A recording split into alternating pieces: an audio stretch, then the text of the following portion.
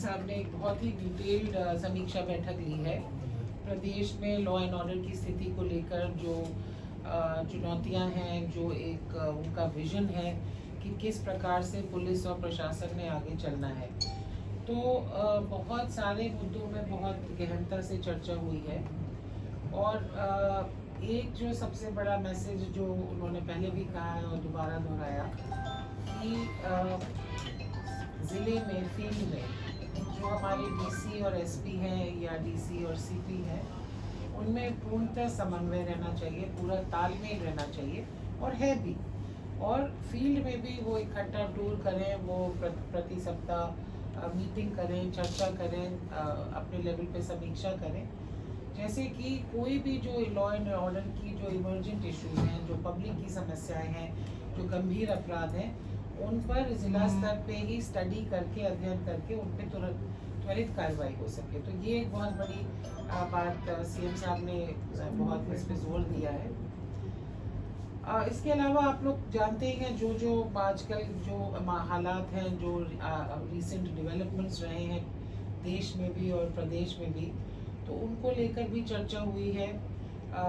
और जैसे कि पाक संबंधित कुछ ऑपरेटिव्स का हरियाणा में अरेस्ट हुआ है, तो उस पर भी चर्चा हुई कि ये हमें जो अभी तक इसमें सफलता मिली है उसको हम कार्रवाई को पूर्ण न समझें, और ये कार्रवाई एक निरंतर कार्रवाई है, क्योंकि इस पे अभी भी जो ऐसे कोई भी और व्यक्ति है, जो और अन्य यूट्यूब चैनल्स हैं, उनको भी खंगाला जा रहा है। और कई बार नए चैनल्स नए नाम से उत्पन्न हो जाते हैं, तो उस पर भी नज़र रखी जा रही है। सो ये अब जो प्रक्रिया है, ये तफ्तीश है, ये अभी जारी रहेगी। जो पाक लिंक्ड ऑपरेटिव्स हैं और जो सोशल मीडिया के माध्यम से जो इस तरह का प्रचार, दुष्प्रचार या लिंक्स बना रहे हैं, सो ये this was a big point. Social media पे नजर रखने के लिए कोई अलग से मॉनिटरिंग सेल वगैरह?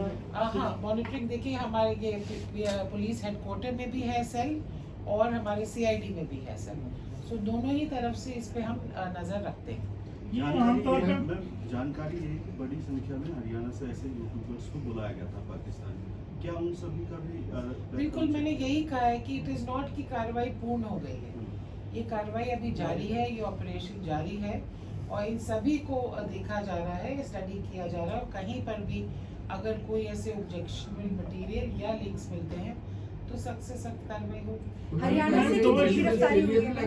मैम एक इशू ये आता है कि जिस तरह से पहले भी था, कश्मीर एरिया है, स्लीपर सेल्स रहते हैं, वो काफ़ी समय से इनएक्टिव, जैसे हम पुलिस उस पर काम नहीं कर रहे, इसके लिए कोई आदेश मीटिंग में हुए कि? एब्सोल्युटली, मैंने वही हिंट किया है कि ये हम इसको एक पूर्णता में देख रहे हैं, टोटलिटी में देख रहे हैं कि जो कार्रवाई है, चाहे वो स्लीपर सेल्स हैं, चाहे पैक रिलेटेड एक्टिविटी है, चाहे दूसरे इलीगल इमिग्रेंट्स हैं, वो भी आपने खबरें देखी होंगी। तो ये हम एक टोटलिटी में देख रहे हैं कि जब देश में हाइटेंड सिक्योरिटी का एक माहौल है, एक बढ़ी हुई सुरक्षा है, और सुरक्षा में जो कोई भी हमारी अभी तक कमियां भी रही हैं, उनको भी हम अब दूर करने का प्रयास कर रहे हैं। मैम, कमियों की आपने बात की, 2023 में ये ज्योति मल्होत्रा पाकिस्तान गई थी और तब से इन टच थी, तो क्या इसको इंटेलिजेंस फेलियर या एक ड्रॉबैक भी देखा गया है? नहीं, बिल्कुल नहीं। देखिए, भारत एक बहुत ही आधुनिक और प्रजातंत्र है, और जब देश विदेश सब जगह हर किसी को आज़ादी है ट्रैवल करने की, वो एक लीगल वीज़ा डॉक्यूमेंट पे ही ट्रैवल करिए, ऑन अ लीगल पासपोर्ट। तब कोई ऐसी वजह नहीं थी कि कोई समझा जाए, पर कई चीज़ों का पैटर्न समय के साथ निकल के आता है। कोई एक बार ही एक देश जाए, कोई बात नहीं। आपने देखा होगा कर्नाटका में एक केस हुआ कि आप एक महीने में 15 बारी दुबई गए। So it is when a pattern emerges, then बात संदेहजनक होती है, तब पुलिस उस पर नजर डालती है और तब उसके आगे इन्वेस्टिगेशन। दूसरा मैम, ये इसको फ्रीडम ऑफ स्पीच के साथ भी जोड़कर देखा जा रहा है, चाहे ज्योति मल्होत्रा या अशोका यूनिवर्सिटी का जो प्रोफेसर का केस है, जो सोशल मीडिया पोस्ट किया गया, उसमें ये माना जा रहा है कि इतना आपत्तिजनक नहीं था जिस तरीके की कार्रवाई 2 FIR अलग अलग की, तो फ्रीडम ऑफ स्पीच पे थोड़ा क्लैरिटी दे। यूनिवर्सिटी वाला केस है, उस पर मैं कोई टिप्पणी नहीं करना चाहूंगी, क्योंकि वो मामला अब सब जुडिस है। तो उसमें जो भी जुडिशियल प्रोनाउंसमेंट होगी हम उसका सम्मान जो लोग करेंगे। मैडम यूट्यूब का इस्तेमाल करते हैं उनके लिए बेसिकली आपकी तरफ से क्या होना चाहिए? क्या ऐसे आपत्तिजनक वीडियो ना देखें, और अगर लगता है तो इस चीज़ की तुरंत पुलिस को रिपोर्ट, क्योंकि बिल्कुल। देखने वाले भी बहुत लोग हैं। बिल्कुल सही कह रहे हैं आप। और बल्कि ये भी चर्चा हुई कि हम अपने जो कलाकार हैं उनके साथ भी एक मीटिंग करें, उनको भी हम सलाह दें कि आप पॉजिटिव चीज़ें बनाओ। दुनिया देश में वैसी माहौल में नेगेटिविटी इतनी है, तो आप युवा, और ख़ास तौर से सोशल मीडिया से युवा वर्ग जुड़ा है, तो आप पॉजिटिव चीज़ें बात करो, आप पॉजिटिविटी की बात करो, आप नशा मुक्ति की बात करो, आप बेटी बचाओ बेटी पढ़ाओ की बात करो, एक अच्छे समाज की बात करो, ना कि गन कल्चर, ड्रग कल्चर, इनको ग्लैमराइज करो। मैम डिफरेंशिएट मैम हम जो ये एंटी हीरोज वाला कल्चर को ग्लैमराइज कर रहे हैं, तो आजकल लगता है जैसे कि हीरो से बेटर तो एंटी हीरोज, तो वो एक सोच ही। मैम इसको डिफरेंशिएट कैसे किया जाएगा फ्रीडम ऑफ एक्सप्रेशन या फ्रीडम ऑफ स्पीच के साथ, और जो देखिए, लोग आप मेरे से जो चर्चा में डिस्कस मैम, हुआ, ये मैं आपको बताया बता ये- दूं। ये जो बांग्लादेशी घुसपैठियों को लेकर के एक अभियान चल रहा है। नू में भी बड़ी संख्या में लोगों को पहचाने गए हैं। कल की घटना है, भिवानी में इस तरह के केसेस आ रहे हैं, रेवाड़ी में, झज्जर में, सोनीपत में, कई जगह पुलिस ने ये कार्रवाई की है। उसका क्या रूपरेखा है? क्या मैंने ऑलरेडी जिक्र किया कि हम हर एक पहलू पे कार्रवाई चल रही है, और उनमें से एक ये भी पहलू है जो इलीगल इमिग्रेंट्स हैं बांग्लादेश से या अगर अन्य कहीं से हैं, और ये समस्या भी एक तरह से पूरे देश में है। तो सभी प्रदेशों में अपने अपने स्तर पे इन पे कार्रवाई चल रही है। कागज देखे जा रहे हैं, वेरीफाई किए जा रहे हैं, क्योंकि कई बार उनके पास फर्जी कागजात भी सारे पूरे होते हैं।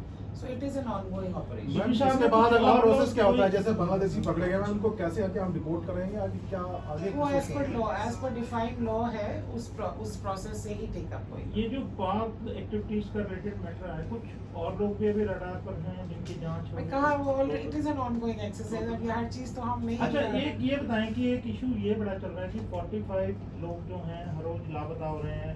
पीछे हरियाणा जो ह्यूमन राइट कमीशन है उसने भी बात की है, और अभी और लीडर्स भी बात कर रहे हैं। तो इस विषय पे भी हुई इस है विषय पे भी चर्चा हुई, और इनफैक्ट जो डेटा है अभी हमारे पिछले 4-5 महीने का, अभी 20 मई ही है, तो लगभग 4300 लोग मिसिंग गए हरियाणा से इस वर्ष में, और उसमें से 3400 वापस आ गए, अच्छा। मिल चुके हैं या खुद वापस आ गए। तो इनफैक्ट इस पे बड़ी डिटेल में चर्चा हुई कि हमें इस डेटा को एनालाइज करने की ज़रूरत है। ये अभी डेटा हमने हाल में ही इकट्ठा किया जब ये न्यूज़ चलने लगी, क्योंकि इसमें से कुछ ऐसे युवक हो सकते हैं जो हो सकता है घर से नाराज़ होके गए हों, कुछ युवक युवती हो सकते हैं जो आपसी रिलेशनशिप की वजह से गए हों, कुछ बच्चे हो सकते हैं जो अगर मान लो दोनों माँ बाप लेबर हैं और वो घर से भाग गए परेशान होके, कुछ हो सकते हैं जिनकी किडनैपिंग या ट्रैफिकिंग की गई हो। तो ये डेटा को एनालाइज करके ही हम इसके सोल्यूशन तक पहुंचेंगे। तो आज यही निर्देश दिए गए कि ये जो डेटा है इसी साल का, उसको हम एनालाइज कर लें, क्योंकि देखिए जहाँ तक बच्चों की बात है, एक मिसिंग चिल्ड्रन हेल्पलाइन है वात्सल्य करके, और वो सॉफ्टवेयर है जो मिसिंग बच्चों को पूरे इंटर स्टेट मैच करता है। So this we are going to analyse the data and then see कि किस तरह की ये समस्या है और किस तरह का उसका सोल्यूशन। ऑपरेशन सिंदूर से पहले ये चर्चा थी कि हरियाणा की तरफ भी पाकिस्तानियों को सफर है, तो क्या अभी तक हरियाणा पाकिस्तानियों से मुक्त हो चुका है, या अभी भी पुलिस तलाश कर रही है इन लोगों की? नहीं, वो कार्रवाई पूरी हो चुकी है। Ma'am, I have just a question. You have already made it very clear there was no intelligence failure, but we have seen multiple people have been arrested from the multiple locations also. Now, what precaution we are going to take in future also? Because as of now, you have already clarified there is no intelligence failure. So, what precaution are you going to take now? देखिए, मैं ये कहूँगी कि जो precautions अब लिए जा रहे हैं ये अभूतपूर्व, क्योंकि एक पूरा ही नज़रिया परिवर्तित हो चुका है, और ये प्रिकॉशंस गवर्नमेंट ऑफ इंडिया